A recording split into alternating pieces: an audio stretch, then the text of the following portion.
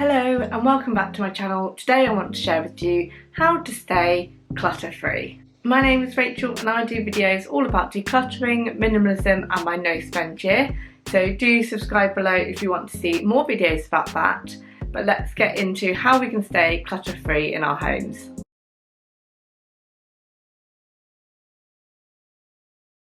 So you may have already started decluttering, you may have already reduced the amount of spend that you're doing and the amount of items that you're bringing in your home, but you're still finding that there is clutter around your home and you're probably wondering why. So I have got 10 golden rules which should help you to have a clutter-free home. So here are my 10 golden rules.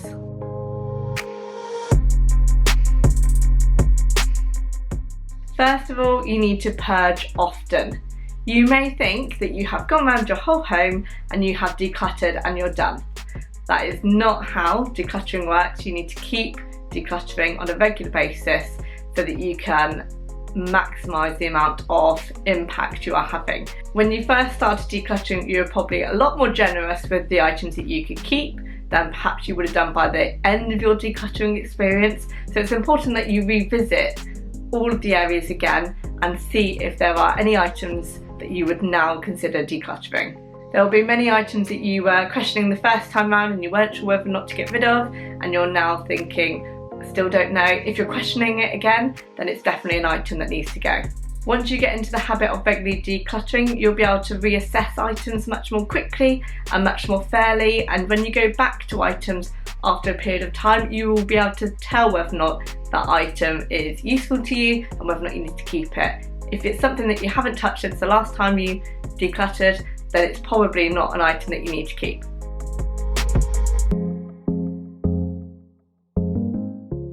Secondly, you need to make sure that everything has a home. This means that you need to think about where you're using that item and where you can house that item so that you can easily get it out and easily put it away. This will make it much easier to keep things tidy because you're more likely to put something away if you know exactly where it needs to go and it's easy to access. So think carefully about where everything lives and if it works well for how you use the items.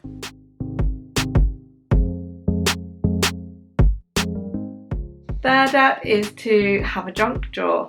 This may sound a bit controversial, but there is power in having a junk drawer. This could be your miscellaneous items that you're not quite sure where to place in your home.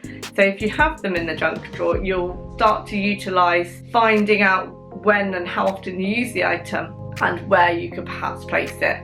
And if you know that it's going to be something that's kept in the junk drawer for a little bit of time, you know exactly where to put it and you know exactly where you're going to find it as well. And this could be helpful for those miscellaneous items that are just kind of a bit of a free-for-all that you're not quite sure where to put. You can consider it organised chaos.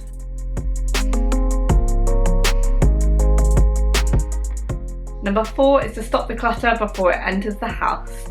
This can refer to a number of items. This could be about your post, it can be parcels, it could be delivery, it could be catalogues, brochures, little pamphlets. Those items that kind of get pushed into your door and you kind of leave by the door. If you can get into the habit of straight away putting them into recycling, so any envelopes on unwanted brochures and catalogues, put straight into recycling or donate to somebody that wants them, so that you're not allowing them to sit in your home. If you're somebody that has receipts but you don't actually need them for tax or budgeting purposes, then don't take the receipts in the first place. You don't actually need to keep the receipts.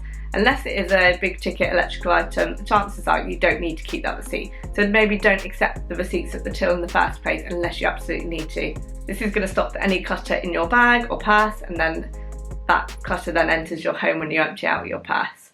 So stop it from entering your home in the first place. Same goes for packaging from parcels. Any packaging that arrives as soon as you've opened the item, get rid of the packaging straight away. Unless you're planning to use that again relatively soon, recycle it, get it straight out into the recycle bin. Don't let it sit in a doorway, a garage or in the shed. Put it out straight away.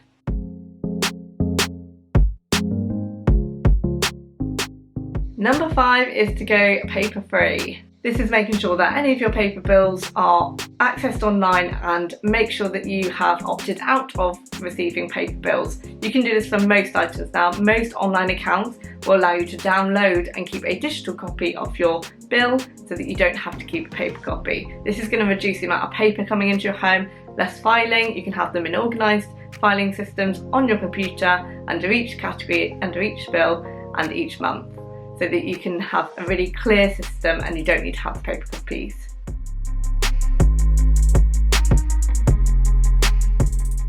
Number 6 is to complete any 1-minute job straight away. So you may kind of have little jobs where it's just taking something up as you go upstairs, or putting a cable that's unplugged straight into the drawer. Any of those jobs that would take less than a minute to complete, get in the habit of doing them straight away. This is going to make it so much easier and quicker to keep your place tidy because you're in the habit of putting things away straight away. If you leave them and you let them all pile up so that you have a big job to do, of lots of little items, it becomes a bigger kind of weight on your mind and you're less likely to want to complete them because you know it's become a bigger job. If you do the little jobs, it keeps your mind calm and it keeps your home nice and tidy.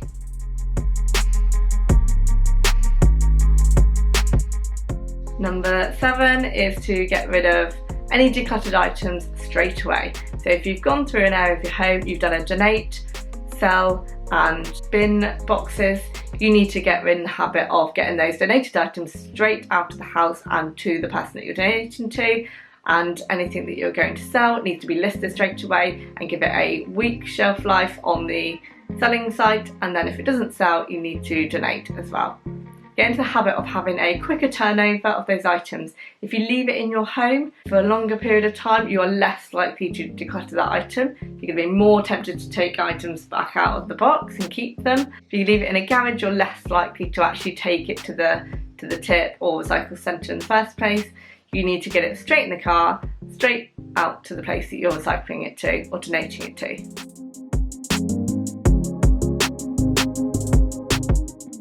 Number 8 is to only buy what you need. So think carefully before you are making any purchases. Make sure you think about whether or not it's something that you generally need in your home, that it is going to be serving a purpose and it's worth the investment. Is it going to work for you? Is it going to work for your home? Think carefully and only buy things that you absolutely need. You need to keep that inventory of things coming in to an absolute minimum.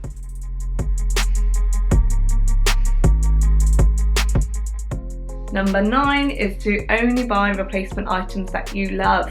Don't buy duplicate items that you don't really enjoy if you didn't love it in the first place. Get into the habit of using up an item and then deciding if you're going to repurchase. If the item has broken, is it worth replacing? Is it something that you used? Or have you uncovered something in the abyss of one of your rooms and you don't remember the last time you've used it but it's been broken for a long time? If it's something like that, you probably don't need to replace it.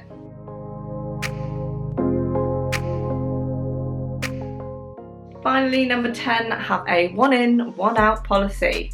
This can work in 2 ways. So it could be that when you buy an item and you bring it into your home, like a piece of clothing, then you have to declutter a similar item out of your home. Or it could be that you kind of do a policy where you only replace an item that has worn out, so you know that you've already got an item that you're going to be decluttering and then you bring that one new item in.